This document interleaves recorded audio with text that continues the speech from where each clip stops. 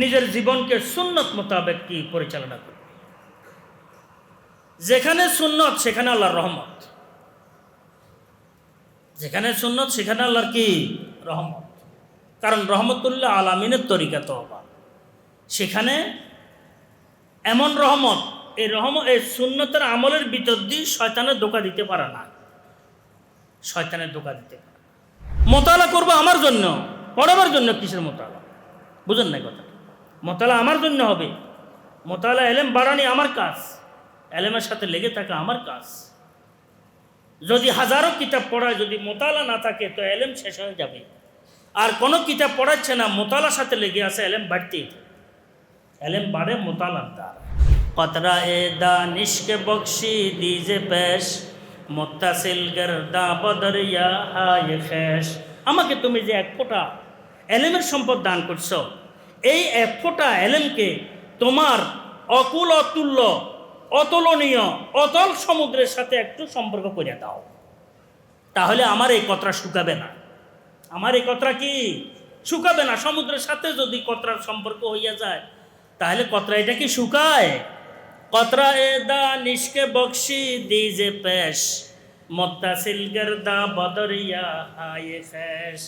আল্লাহ তুমি আমাদেরকে ইলমে নাফে দান করো।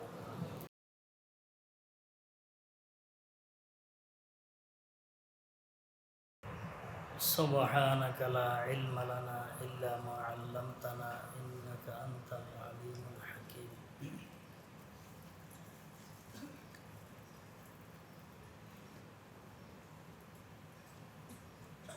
ইলমে দ্বীনের মূল লক্ষ্য, ইলমে দ্বীন অর্জন করার মূল লক্ষ্য, ইলম হাসিল করার মূল লক্ষ্য হচ্ছে সুন্নত মোতাবেক জীবনটুকু পরিচালনা করার চেষ্টা করা। এটা হচ্ছে মূল লক্ষ্য।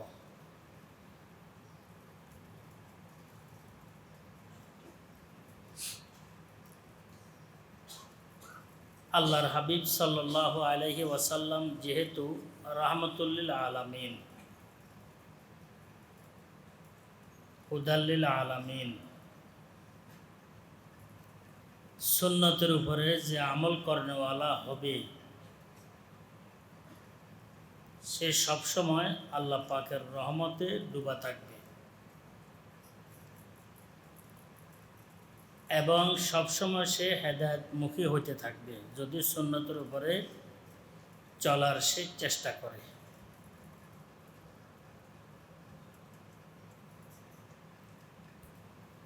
সুন্নতে হচ্ছে আমাদের জন্য সবচেয়ে গুরুত্বপূর্ণ বিষয়।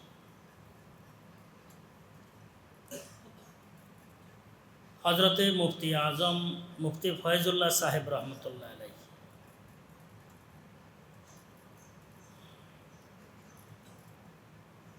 উনি বায়াত করাইতেন,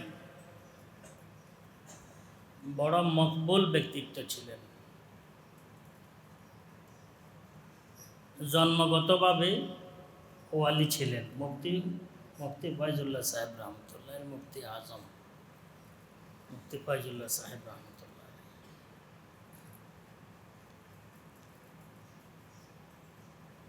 ওনার কাছে যদি কেউ বায়াত হওয়ার জন্য আসতেন,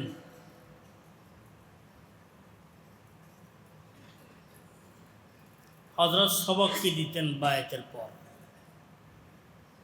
সবক দিতেন নিজের সব কাজগুলো যেন সুন্নত মোতাবেক হয়।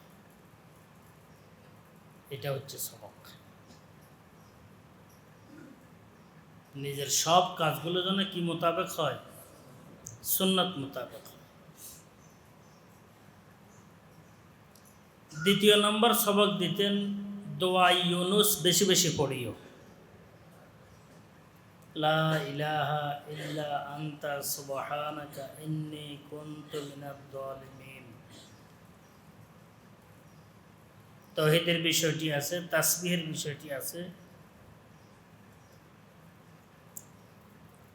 ইস্তেগফারের বিষয়টি এখানে আছে, তওবার বিষয়টি।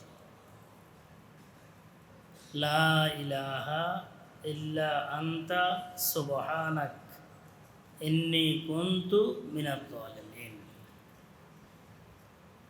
কোরআনে কারীমের মধ্যে আল্লাহ পাক ইরশাদ করেন, যদি এই তাসবিহ না পড়তেন তো ইউনুস ইলা ইয়াউমিদ্দিন, কিয়ামত পর্যন্ত মাছের পেটে থাকতেন। এই তাসবির উসিলায়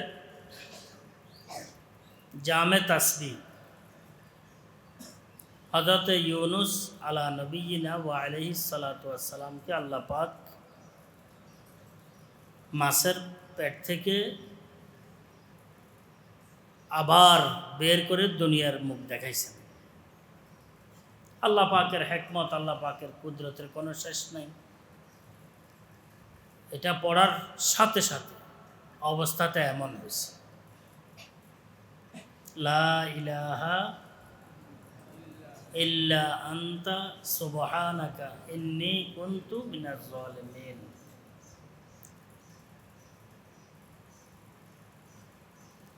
আরেকটি দোয়া যেটা হযরত আদম আলাইহিস সালাম পড়ার কারণে ইস্তেগফার তওবা করার কারণে আল্লাহ পাক হযরত আদম আলাইহিস সালামের যে ভুল চোখ হয়ে গেছিল এগুলা ক্ষমা করে নবী বানিয়েছেন আল্লাহ পাক। পূর্ব থেকে আল্লাহ পাকের নিজাম ছিল, নিজামী ধরনের। রব্বানা যালামনা আনফুসানা ওয়া ইল্লাম তাগফির লানা ওয়া তারহামনা লানাকুনান্না মিনাল খাসিরিন। শব্দগুলো দেখেন, রব্বানা যালামনা আনফুসানা ওয়া ইল্লাম তাগফির লানা ওয়া তারহামনা লানাকুনান্না মিনাল খাসিরিন। এগুলো হচ্ছে গুরুত্বপূর্ণ বিষয়।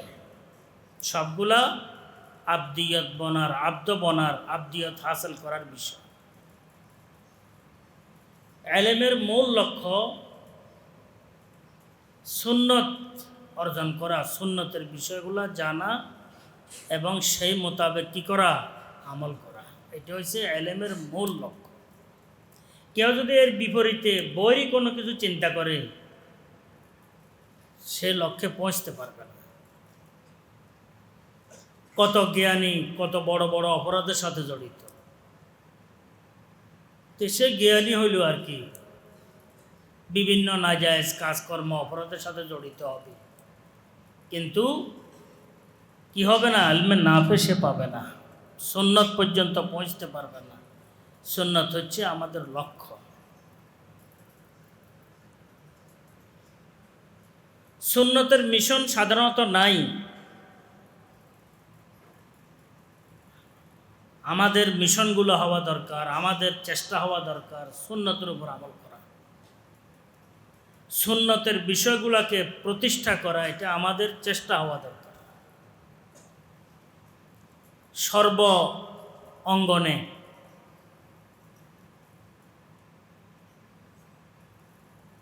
আমরা যারা মুসলমান আছি আমাদের ব্যক্তিগত জীবনে, আমাদের দাম্পত্য জীবনে, পারিবারিক জীবনে, আমাদের প্রাতিষ্ঠানিক সামাজিক জীবনে, রাষ্ট্রীয় অঙ্গনে যতটুকু আল্লাহ পাক আমাদেরকে ক্ষমতা দান করছেন, রাষ্ট্রীয় অঙ্গনে, আন্তর্জাতিক পর্যায়ে, সেটা আমি কোনো দলের সাথে সম্পৃক্ত থাকি, কোনো মতের সাথে সম্পৃক্ত থাকি, কোনো সমিতি, সংস্থা, দল, মত, সবগুলার মূল লক্ষ্য হবে আমাদের সুন্নত প্রতিষ্ঠা করা। কি প্রতিষ্ঠা করা? সুন্নত প্রতিষ্ঠা করা। হুজুরে আকরাম সাল্লাল্লাহু আলাইহি ওয়াসাল্লামের তরিকাগুলো, ইখতিলাফ, দ্বিমত, গবেষণা, চিন্তা, চেতনা, এটা কিয়ামত পর্যন্ত চলতেই থাকবে। কিন্তু উম্মতের উপর দিয়ে সুন্নতের যে বিষয়টি গড়ে আসতেছে এটা হচ্ছে মূল গ্রহণীয় বিষয়। এটা হচ্ছে মূল গ্রহণীয় বিষয়, খুব লক্ষ্য রাখি। মকবুল উম্মতের একটি দল, এরাই এই সুন্নতের উপরে আমল করে আসছে। এই সুন্নতের উপরে যে আমল করি, মকবুল একটা সর্বসাধারণ মকবুল বন্দাদের আমল, ওই বিষয়গুলা গ্রহণ করা হচ্ছে আসল বিষয়। গবেষণা কিয়ামত পর্যন্ত থাকবে। গবেষণা করতে করতে মানুষ ল্যাংটা হয়ে যাবে। গবেষণা করতে করতে মানুষ অমানুষে পরিণত হয়ে যাবে। গবেষণা করতে করতে মানুষ পশুত্বের স্বভাব কি তার মধ্যে এসে যাবে।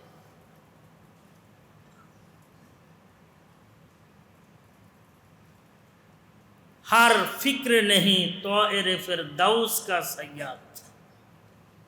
ইকবাল মরহুম বলছেন, হার সিনা নশি মন নেহি জিবরিল আমি কা, হার ফিক্রে নেহি তো এরে ফের দাউস কা সৈয়াদ।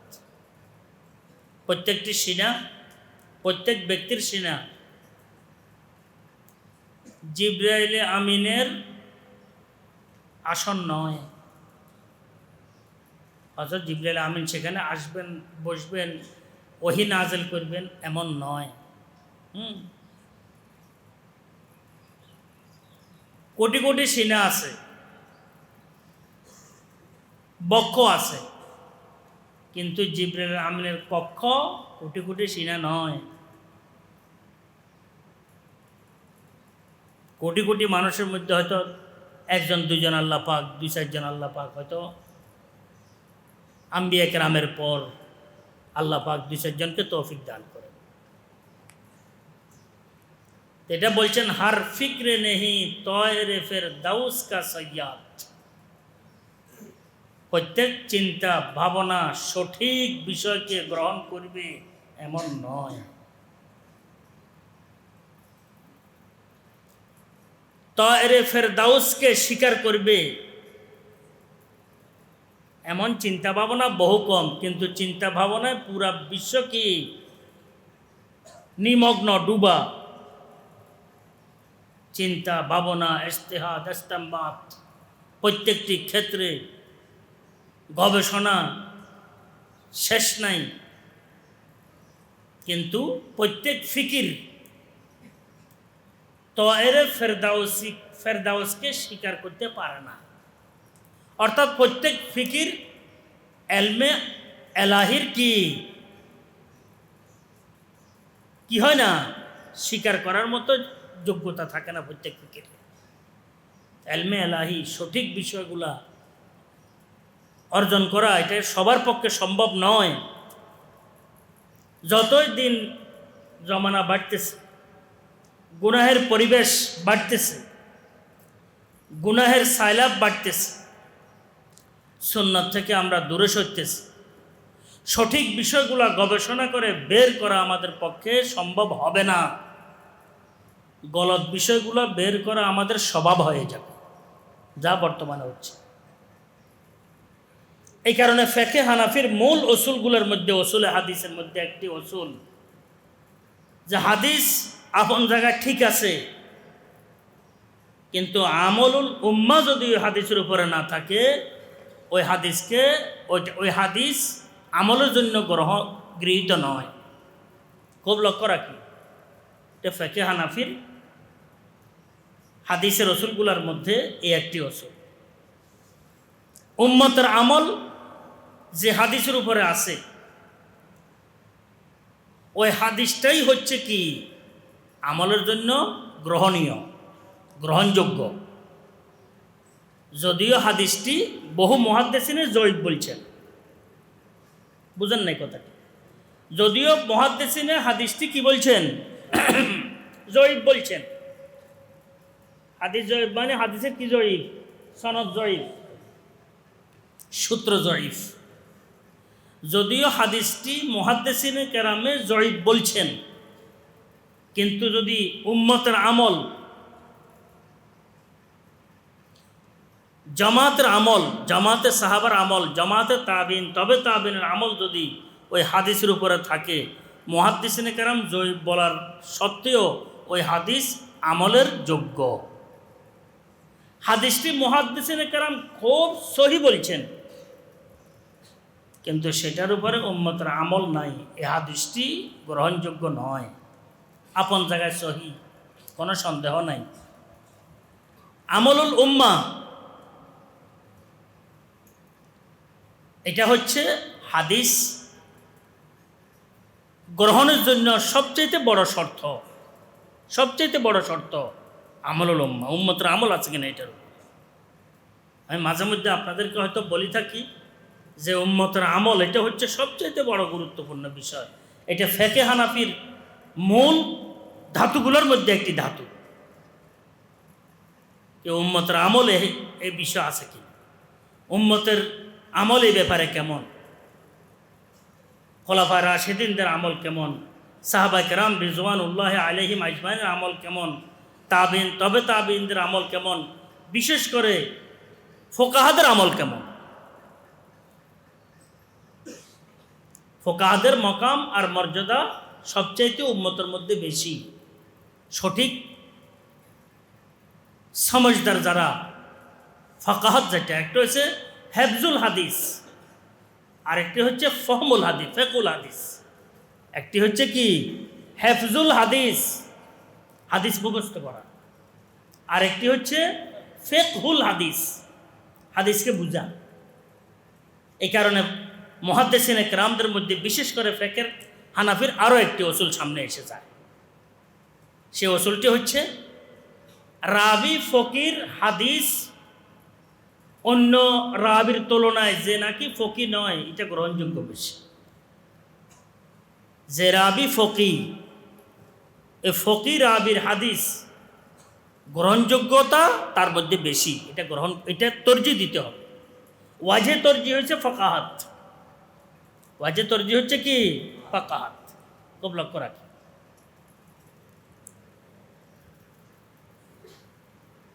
এই কারণে বলতেছিলাম যে আসল এখন পর্যন্ত উম্মতের সর্বসাধারণ হক্কানি রব্বানি আলেম ওলামাদের যে আমল, যে বিষয়গুলো, আমরা এগুলাকে ধরাটাই হচ্ছে আমাদের কি গুরুত্বপূর্ণ বিষয়। টুপি নাই, পাগড়ি নাই, লুঙ্গি নাই, কুর্তা নাই, পর্যন্ত এগুলা শুধু মুখে বললে হবে না। উম্মতের আমল দেখতে হবে কোন কোনটা আছে, কোন কোনটা নাই। উম্মতের মকবুল স্তরের যে আমল, ওই আমলটি হচ্ছে গ্রহণযোগ্য। ওইটা হচ্ছে কি গ্রহণযোগ্য। তাওয়ারুসে আহাদিস যেরকম আছে আকওয়াল, তাওয়ারুসে আমলের গুরুত্ব বেশি। কিসের আমল বেশি? তাওয়ারুসে আমল, আমলের যে একটা ধারাবাহিকতা আছে, আমলের ধারাবাহিকতা, এটার গুরুত্ব বেশি হাদিসের ধারাবাহিকতার চাইতে।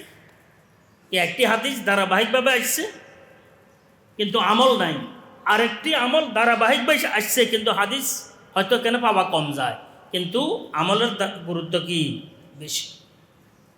কারণ আমরা হাদিস বুঝবো, হাদিস চিনব, হাদিস উপরে আমল করব, নিজে বুঝে নয়, উপরের থেকে যারা বুঝছেন ওনাদের থেকে আমরা নিব। হাদিস যেরকম ওনাদের থেকে আমরা নেব, আমলও ওনাদের থেকে আমরা নেব। কারণ ওনারা হাদিসের বিপরীতে কখনো কি করেন নেই, আমল করেন নেই।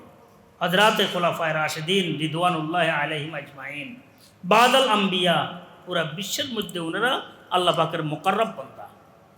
সুম্মা সাহাবা রিদওয়ানুল্লাহি আলাইহিম আজমাইন আকরাবুন নাস ইলাল্লাহি তাআলা, আফজালুন নাস সাহাবায়ে কেরাম, খায়রুল কুরুনে করনি সুম্মা তাবিঈন।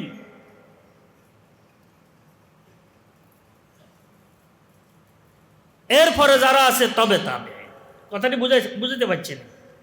খায়রুল কুরুনে করনি সুম্মাল্লাযীনা ইয়ালুনাহুম, সুম্মাল্লাযীনা ইয়ালুনাহুম। তিন যুগের ওলামা, ফুকাহা, মুহাদ্দিসিন, মকবুল বান্দাদের আমল কোন বিষয়ের উপরে ছিল, এটা হচ্ছে গুরুত্বপূর্ণ। এটাই কথাটি কারণে বললাম আমি, গবেষণার শেষ নাই। আমাদের ছাত্ররাও বহু সময় দেখা যায় ছোট্ট ছোট্ট বই পুস্তক বিভিন্ন রকমের নব্য গবেষকদের এরা পড়ে, এটা পড়ি পড়ি নিজে এমনি এমনি করে, কথা বুঝছেন তো? লাগে যে বহু কিছু, আসলে কিছুই না। উত্তম যুগের মধ্যে পরিবেশ যেরকম উত্তম ছিল, মানুষগুলো উত্তম ছিল। উত্তম যুগের ইজতিহাদ ইস্তেমবাদ সবগুলো উত্তম ছিল, ওগুলাকেই তো গ্রহণ করা দরকার। আর বর্তমান এই জমানার মধ্যে যে ইজতিহাদ ইস্তেমবাদ গবেষণাগুলো আসতেছে, সবগুলো আমরা যেরকম কলুষিত, আমাদের ফহম সমাজ, আমাদের ইস্তেমবাদ ইজতিহাদগুলো কলুষিত।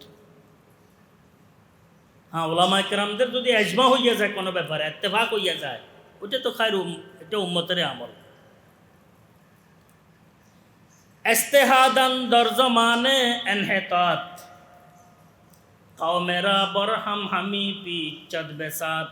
ইকবাল মরহুম বলছে, আখেরি জমানার মধ্যে উম্মতের যখন অবস্থা খারাপ হবে, গুনাহের সাইলাব হবে, ওই সময়ের মধ্যে ইজতিহাদ উম্মতকে লেজে গোবরে মাখি দেওয়ার মতো, উম্মত বিভ্রান্ত হয়ে যাবে। যা হচ্ছে, হায়রে মুজতাহিদিন, হায়রে ইজতিহাদ, কত রকমের ইজতিহাদ, কত রকমের কি প্রকাশ, কত রকমের নাকি বক্তব্য, কত ধরনের মন্তব্য, উম্মত বিভ্রান্ত হয়ে যাচ্ছে।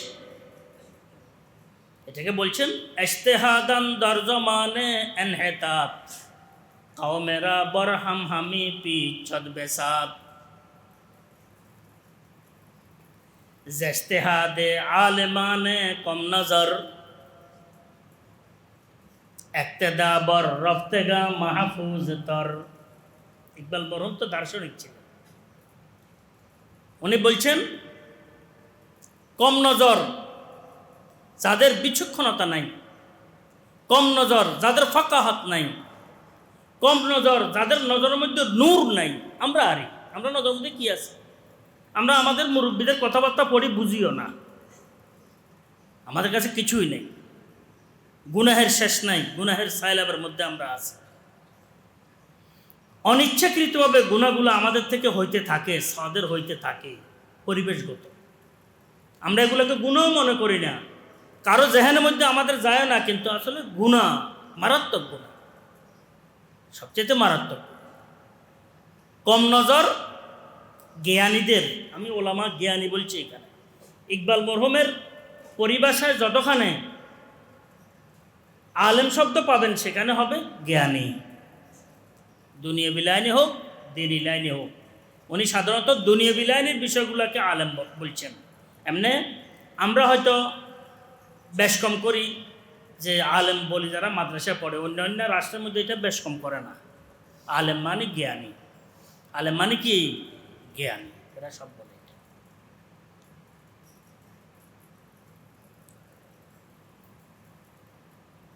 যত জায়গার মধ্যে ইকবাল মরহুমের মাদ্রাসা আছে, মাদ্রাসা, সেখানে কলেজ ভার্সিটি উদ্দেশ্য, বুঝছেন নি কথাটি? এই ইকবাল মরহুমের কিছু পরিভাষা আছে, এগুলো তো আসলে কদিম পরিভাষা। তো যাই হোক, বলতেছিলাম ইকবাল মরহুম বলতেছেন ইজতিহাদে আলেমানে কম নজর, যাদের নজর, গবেষণা, চিন্তা, ভাবনা, ফাকাহাত, সমাজ বুঝ সীমিত, আর গুনাহের কারণে সবগুলা নূর বঞ্চিত। এই সমস্ত জ্ঞানীদের ইজতিহাদের চাইতে ইক্তেদা বর রফতেগা মাহফুজ তর, যারা চলে গেছেন এরা আমাদের চাইতে ভালো, এরা ছিলেন দূরদর্শী, এদের মধ্যে ছিল ফাকাহাত, ওদের ইস্তেমবাদ ইজতিহাদগুলোর উপরে আমল করাই সবচেয়ে নিরাপদ। বলার উদ্দেশ্য হচ্ছে সুন্নতের উপর আমল। আর আমি যদি একটা বলি এটা সুন্নতের উপর আমল, এটা না, এটা হবে না। উম্মতের যে একটি জমাত বিশাল সর্বসাধারণ, যেটার উপরে তারা চলতেছে, এটা হবে সুন্নতের উপর, এটা হবে সুন্নতের উপর আমল। কোনো একটি সম্প্রদায় যদি বলে, কোনো একটি দলে যদি বলে, কোনো একটি গোত্রে যদি কোনো একটি কথা বলে, তা নয়। সর্বসাধারণ হক্কানি রব্বানি আলেম ওলামাদের কি আমলে হচ্ছে এটা সুন্নতের আমল। গবেষণা করে বের করার প্রয়োজন নাই, কিয়ামত পর্যন্ত গবেষণা হইতেই থাকবে, গবেষণার ফসল বাড়তেই থাকবে। দেখা যাবে সুন্নত থেকে আমরা দূরে সরতেই থাকব। কারণ জেসা রু ওয়াইসা ফেরেশতা, জেসা রু ওয়াইসা তার নজর, জেসা রু ওয়াইসা তার কি গবেষণা। হ্যাঁ, দল্লা ফা দল্লা। মুফতি আজম রহমতুল্লাহ আলাইহি সবক দিতেন যে সুন্নতের উপরে আমল করা, বাস 1 নম্বর সবার জন্য। কিসের উপর আমল করি? নিজের জীবনকে সুন্নত মোতাবেক কি পরিচালনা করি। যেখানে সুন্নত সেখানে আল্লাহর রহমত, যেখানে সুন্নত সেখানে আল্লাহর কি রহমত।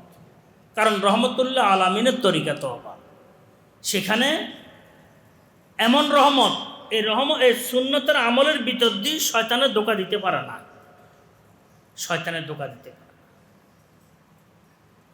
মুজাদ্দিদ আল ফসানি রহমতুল্লাহ লিখছেন, শয়তানরা মা ওয়ারায়ে সুন্নত সুলতানে আজিম আস্ত। শয়তানরা মা ওয়ারায়ে সুন্নত সুলতানে আজিম আস্ত। সুন্নতের বাইরে যে কাজকর্মগুলো আমরা করি, সওয়াবের কাজ মনে করি, শয়তানে কিন্তু এর ভিতর দিয়ে তার শক্তি কিন্তু খুব বেশি, এগুলা দিয়ে ধোঁকা দেয়ার, এগুলোর মাধ্যমে ধোঁকা দেয়। শয়তানের বড় কি শক্তি সেখানে চলে, সুলতানে আজিমাস বড় শক্তি শয়তানের সেখানে চলে। কিন্তু সুন্নতের উপরে যে আমল করবে তারে এই সুন্নতের ভিতর দিয়ে এসে শয়তান গোমরা করতে পারে না। এক হাদিসের মধ্যে পাওয়া যায় যে হুজুর আকরাম সাল্লাল্লাহু আলাইহি ওয়াসাল্লাম ইরশাদ করছেন যে নাকি আমার স্বপ্ন দেখেছে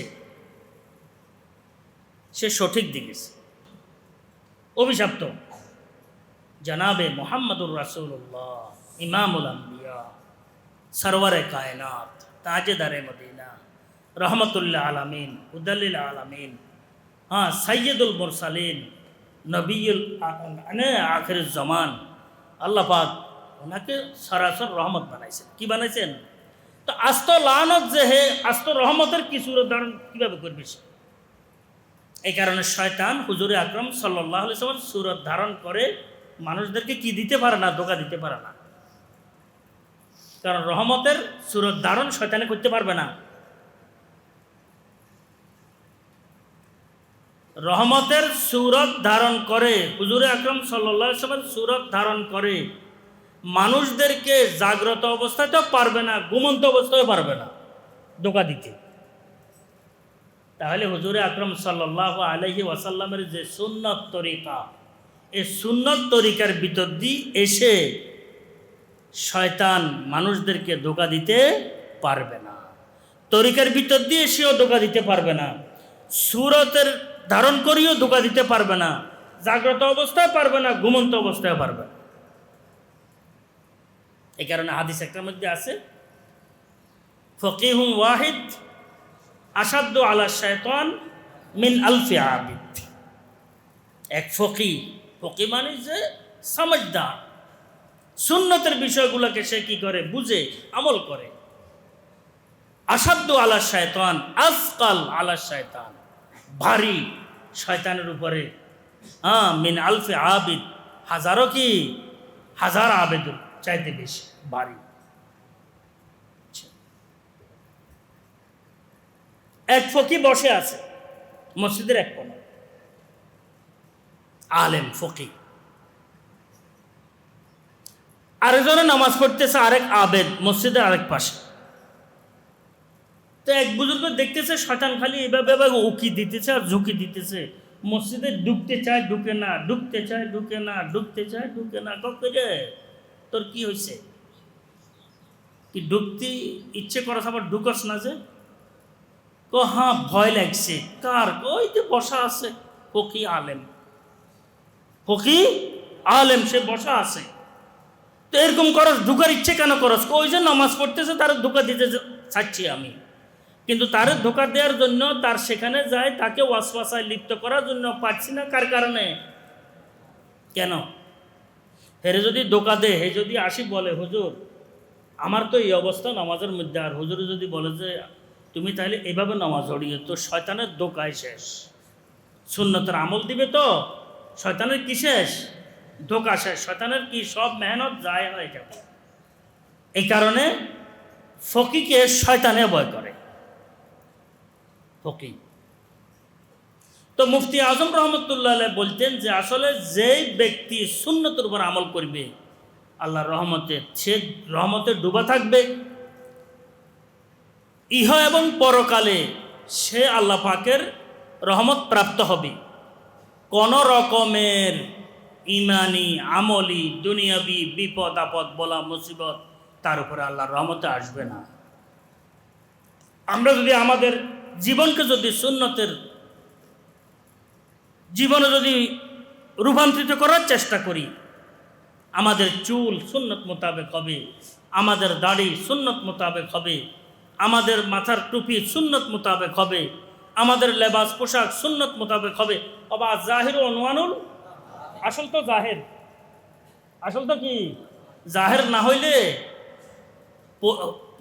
পর দিয়ে তো চিনা যায় এটা কি কোয়েল পাখি, না এটা কি কয় এটা রে ময়না পাখি, না এটা কবুতরের বাচ্চা।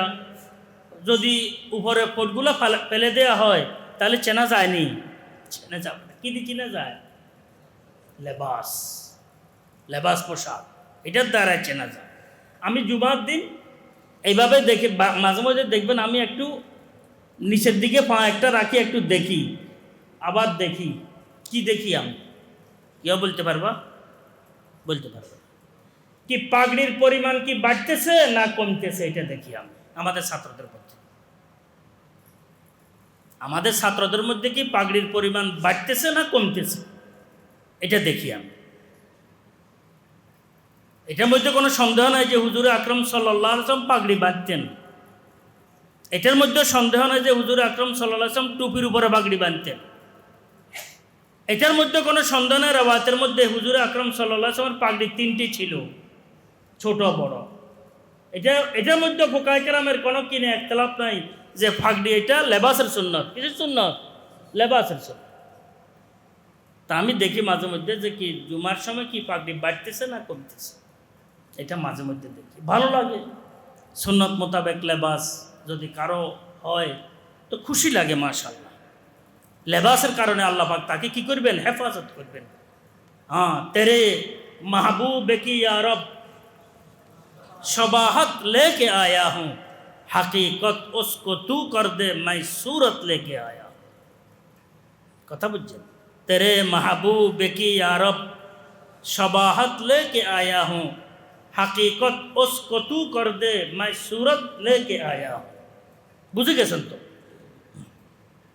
মুফতি আজম রহমতুল্লাহ আলাইহি সুন্নতের উপরে বড় মেহনত করছেন, পুরা জীবনটাই সুন্নতের জীবন। আমরা তো পারি না, অলসতা, দুর্বলতা, নিজের এই আশয় বিষয় শেষ নাই না। সুন্নতের উপরে যে নাকি অটল থাকবে আল্লাহর রহমতে প্রত্যেকটি বিভিন্ন রকমের পেরেশানি থেকে তাকে আল্লাহ পাক কি রাখবেন? বাঁচায় রাখবেন, রহমতের মধ্যে রাখবেন। সে সর্বাবস্থায় রহমতে কি ডুবা থাকবে, আল্লাহর রহমতে সর্বাবস্থায়। কোনো আলেম যদি হজরত রহমতুল্লাহ আলাইহি সেখানে মুরিদ হইতেন তো হজরতের 3য় নম্বর আমল দিতেন। 1 নম্বর কি বলছিলাম? এক কথা, সুন্নতের উপরে হবে আমল করবা, সুন্নতের উপরে আমল করবা। 2 নম্বর কি বলছি? দোয়া ইউনুস পাঠ করবা বেশি বেশি। 3 নম্বর ওলামা হলে বলতেন কিতাব বেশি বেশি মোতালা করিও, এলমি কিতাব বেশি বেশি কি করিও? মোতালা করিও। হরে পাল্লাই এনে মোতালা নয়, যে নাকি মনে করে যে আরে ঘন্টা দিলে আর মোতালা হবে, এ আসলে ঠিক নয়, এর বুঝ ব্যবস্থা নাই। এ আমাদের মুরব্বীদের সামনে বসে সবক শুনবে এতটুক যোগ্যতাও তার কাছে নাই। মোতালা করবো আমার জন্য, পড়াবার জন্য কিসের মোতালা? বুঝেন না কথা? মোতালা আমার জন্য হবে, মোতালা এলেম বাড়ানি আমার কাজ, এলেমের সাথে লেগে থাকা আমার কাজ। যদি হাজারো কিতাব পড়ায়, যদি মোতালা না থাকে তো এলেম শেষ হয়ে যাবে। আর কোনো কিতাব পড়াচ্ছে না, মোতালার সাথে লেগে আছে, এলেম বাড়তেই থাকে। এলেম বাড়ে মোতালার দ্বারা।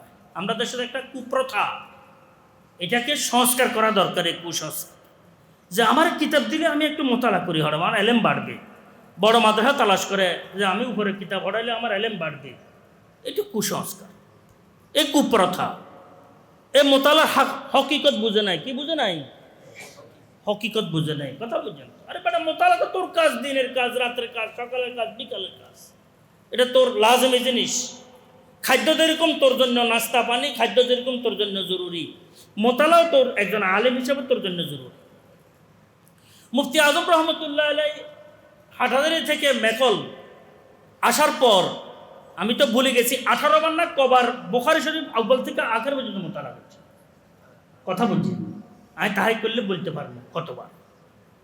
আর হেদায়েত পুরো মুখস্থ ছিল হজরতের, নিয়মিত মোতালা করতেন মুফতি আজম রহমতুল্লাহ, নিয়মিত মোতালা হড়াইতেন। কিন্তু উর্দু কি হড়াইতেন?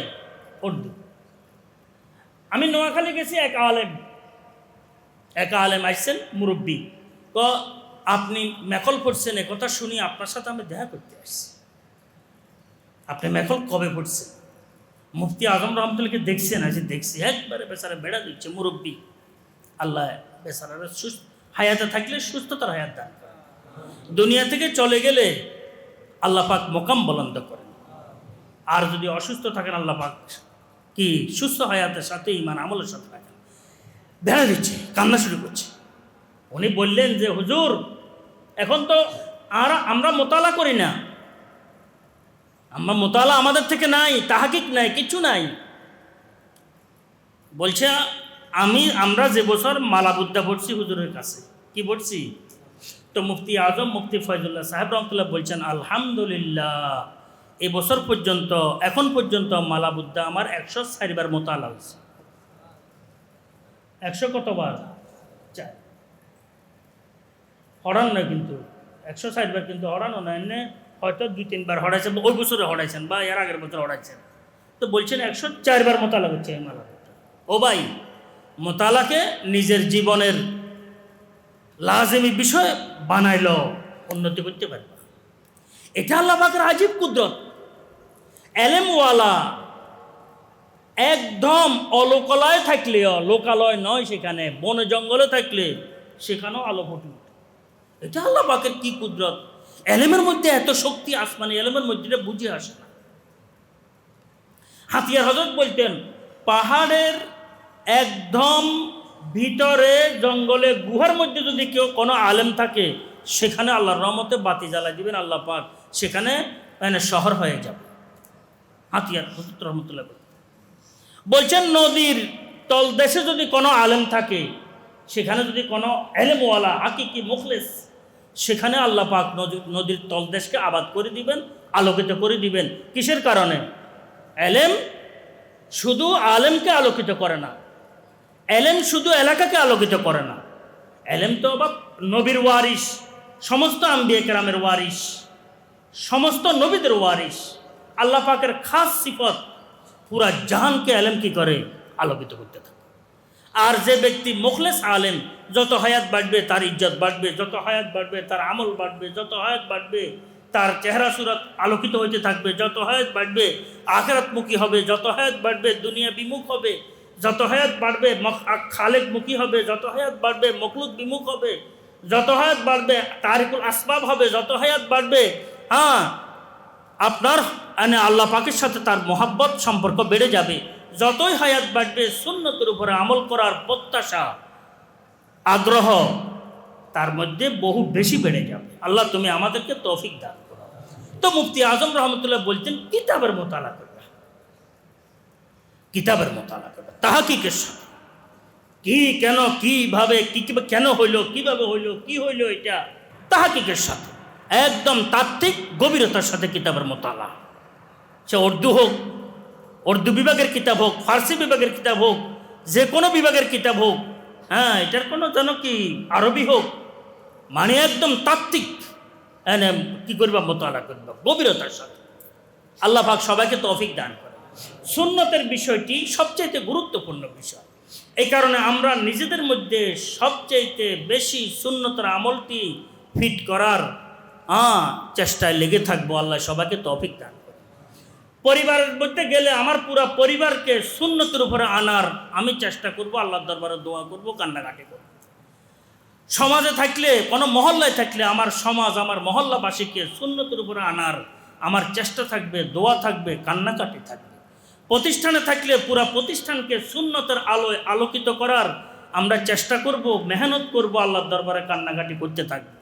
যেখানে থাকি সেখানে সুন্নতের আলো এমন যে আলো আল্লাহর রহমতে আরশে এলাহির সাথে তার কি একদম খোলাপথ, কি রাস্তা খোলা, আরশে এলাহির সাথে তার সম্পর্ক। সুন্নতের আমল এত বড় আমল। ওয়াইন্নাল উলামা ওয়াইন্নাল আম্বিয়া ওয়াইন্নাল উলামা ওয়ারাসাতুল আম্বিয়া আসেনি অবা জি, ওয়াইন্নাল উলামা ওয়ারাসাতুল আম্বিয়া ওয়াইন্নাল আম্বিয়া লাম ইউআরদিসু দিনারাম ওয়ালা দিরহামা ইন্নামা ওয়ারাসুল ইলমা ফামান আখাযাহু আখাযা বিহাজ্জিন ওয়াফির। বাপ রে বাপ! ও ভাই, ফাটি ফুলে ফেটে যাওয়া দরকার, আনন্দে আটখানা হয়ে যাওয়া দরকার, খুশিতে ফেটে যাওয়া দরকার। আল্লাহ আমাদেরকে এলেমের একটু কি সূত্র দান করছেন, আলহামদুলিল্লাহ। এলেমের রাস্তার মধ্যে নিয়ে আসছেন, আলহামদুলিল্লাহ। শুকর আদায় করতে করতে শুকর আদায় হবে না। আমাদেরকে আল্লাহ পাক এলেমের সাথে লাগিয়ে রাখছেন। আমাদেরকে আল্লাহ পাক সমস্ত নেক বন্দাদের মিরাজ যেটা আছে এটার সাথে লাগিয়ে রাখছেন। আমাদেরকে আল্লাহ পাক হুজুর আকরাম সাল্লাল্লাহু আলাইহি ওয়াসাল্লাম সহ সমস্ত নবীদের মিরাজ যেটা আছে এলমে কোরআন, এলমে হাদিস, এলমে ফিকহ, সেটার সাথে লাগিয়ে রাখছেন। আমাদেরকে আল্লাহ পাকের সবচেয়ে শক্তিশালী জাতি সিফত, সেটা হচ্ছে সিফতে কি ইলম। আল্লাহ পাকের সবচাইতে শক্তিশালী জাতি সিফত হচ্ছে সিফতে কি ইলম। ওই ইলমের সাথে আল্লাহ পাক আমাদেরকে কি লাগাইছে, দোয়া করা দরকার।